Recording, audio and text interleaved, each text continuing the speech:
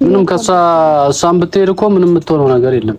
ምን ትሆናለህ? እስኪ ይሄንን ሆናለሁ ያለ ፐርፐዝ መለያየቱ እንዴት ነው?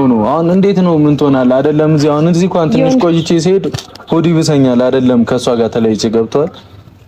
እናንተን ተለይቼ ሲሄድ እንኳን ሆድ የሚብሳይ ልጅ ነኝ። አይደለም ተለይቼ ከሷ ጋር እናንተ እኔ አላውቅም። ግግም ተብሎ ምናምን ማክበር አለብን። ታላቃችን ነው ማክበር አለበት።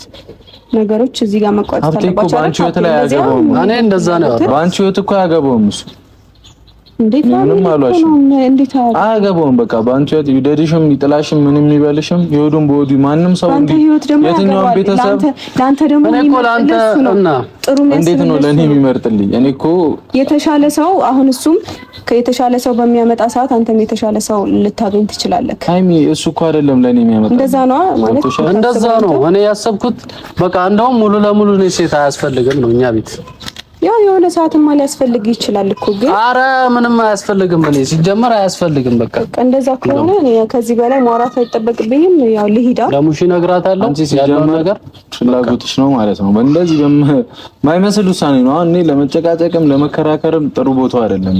አንቺ ጋር ከዚህ በላይ ቦታው አይደለም። በቃ ማውራት ያለብኝም ብያለሁ። አንቺ ህሊና ሳይኖርሽ ከመሬት ተነስተሽ እንደዚህ ካደረግሽ በቃ ሀብቴ ግን እኔ ይቅርታ አድርግልኝ።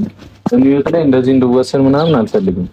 እሺ የፈለገ ታላቅ ወንድ ወንድሜ ነው ምናምን ግን ቢሆንም ደጉንም ጥሩንም እንድላይ ያደርገኛል።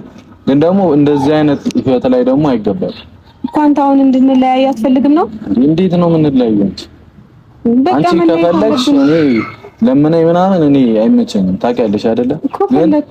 ምክንያታዊ ሰው እንኳን ሁኚ። የሆነን ሰው ኢግኖር ለመቅጨት ምክንያታዊ ሰው እንኳን ከዚህ በላይ ምክንያት አለ? የለም። እኔ እንደማውቀው ምንም እኔ እኮ እንደ ቤቱ ታላቅ እንደመሆንህ መጠን አከበርኩ። ሀብቴ የኔን ህይወት አይኖርልኝም። ይኸው በሱ ፊል ልንገርሽ ላልኖርልህ እችላለሁ ግን ጥሩና መጥፎ ነው ለይላለሁ። እንዴ ሃይሚ እኔ ጋር መሆኗ ምኑ ነው ጥፋቱ? እኔ ነኝ እኮ የማውቀው አይደል? ለኔ ምን እየሆነች እንዳለ ምንም እየሆነችልህ አይደለም። በቃ መለያየት አለብህ። በቃ አትረቂ በእግዚአብሔር። እኔ ውለታ ቢስ ከሆንሽ ይሁን ገብቶሻል። እኔ ደግሞ አስባለሁ ውለታ ቢስ ምናምን መሆን አልፈልግም። ከመሬት እና መለያየት አትፈልግም ከሷ ጋር? እንዴት ነው ከሷ ጋር የምንለያየው? ምን ጥቅም ታገኛለህ? እንደዛ ከሆነ እኔ መለያየት አልፈልግም። ቡቡ የማይፈልገውን ነገር ማድረግ አልፈልግም። እኔም እንደዛ ከሆነ እኮ እኔ እናንተ ራሱ በደንብ አወራሻለሁ። አይ ምን በቃ ወሰንኩኝ እዚሁ በፊት ለፊት። አንተ ካልፈለክ እንደኔ የምትስማማ ነበር የመሰለኝ። ካልፈለክ ደግሞ እኔ ራሱ እሱ ካልፈለገ እኔ ራሱ እንድትለያዩ